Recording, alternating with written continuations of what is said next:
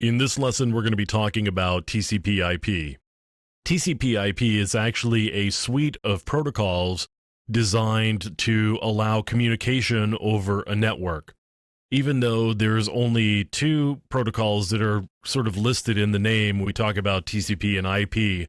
That's primarily because TCP is the protocol that you are going to be using most of the time when you're doing communications over the internet or over a network.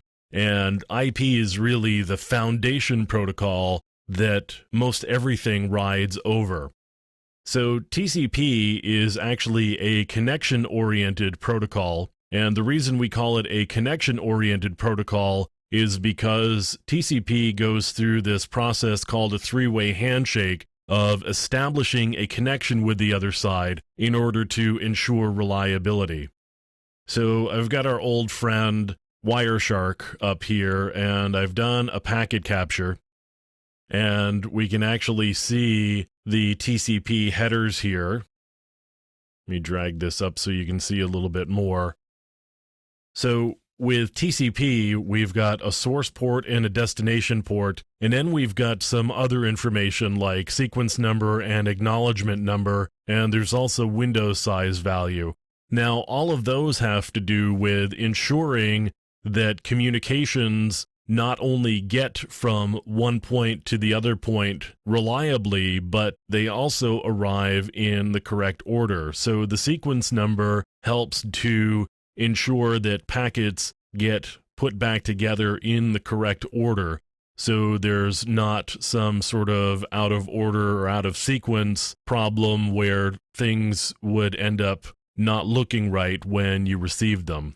So you don't want to receive an email, for example, where the second paragraph arrives first and then the first paragraph is really at the bottom, just as an example. That just wouldn't make a whole lot of sense. And so that's why we use things like sequence number with TCP.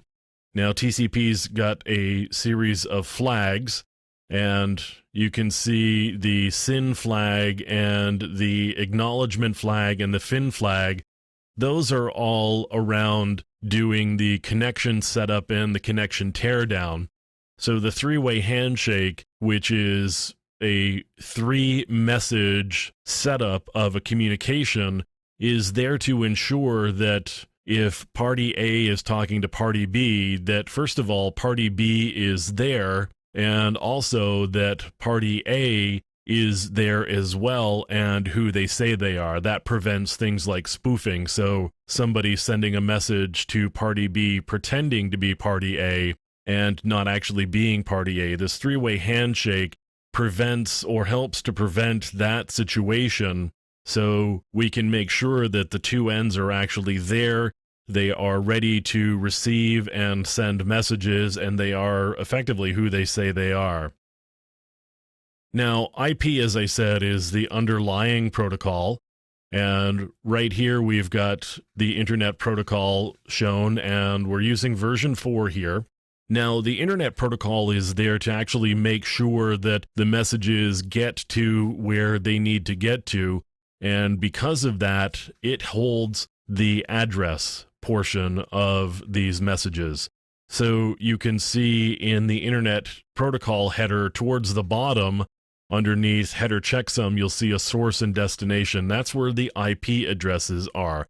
So not surprisingly, the IP addresses are stored in the IP version or the IP portion of the packet that is sent.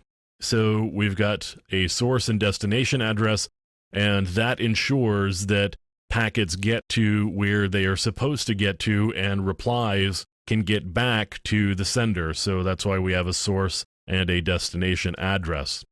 So as I said, IP is really sort of the foundation of this suite of protocols.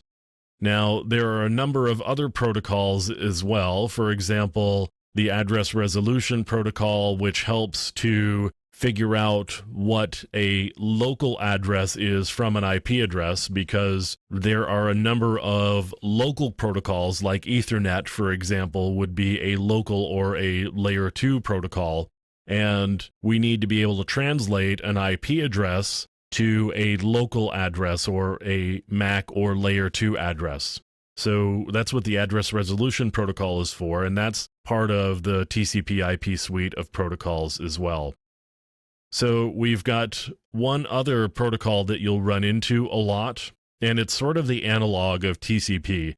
Where TCP is a reliable protocol, we've got the user datagram protocol here, which is an unreliable protocol.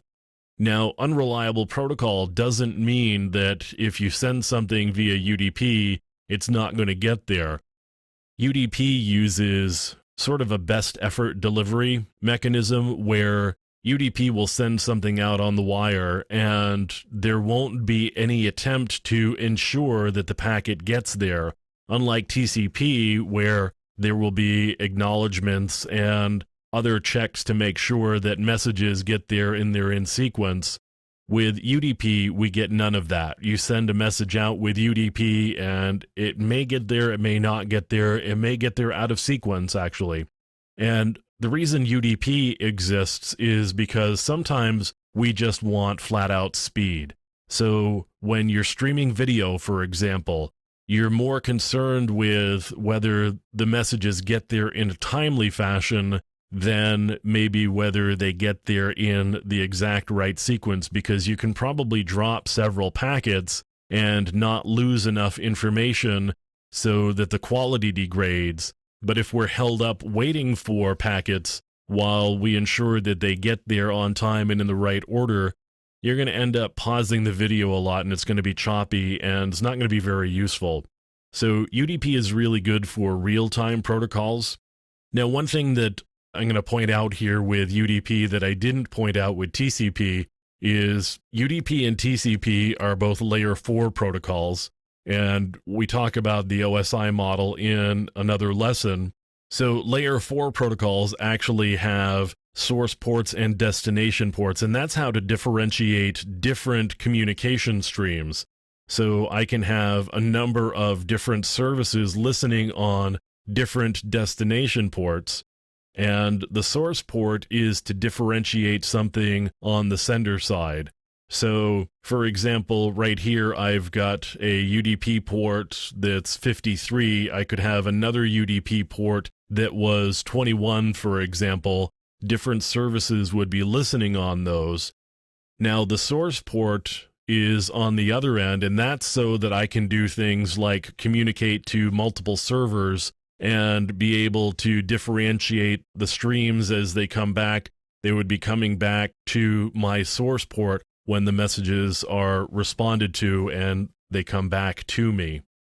So we've got ports with layer 4 protocols like TCP and UDP, and we've got addresses with IP in the Internet Protocol. So that's just kind of a very brief overview of TCP, IP, and, a couple of the protocols that you would run across as you are doing some network investigations.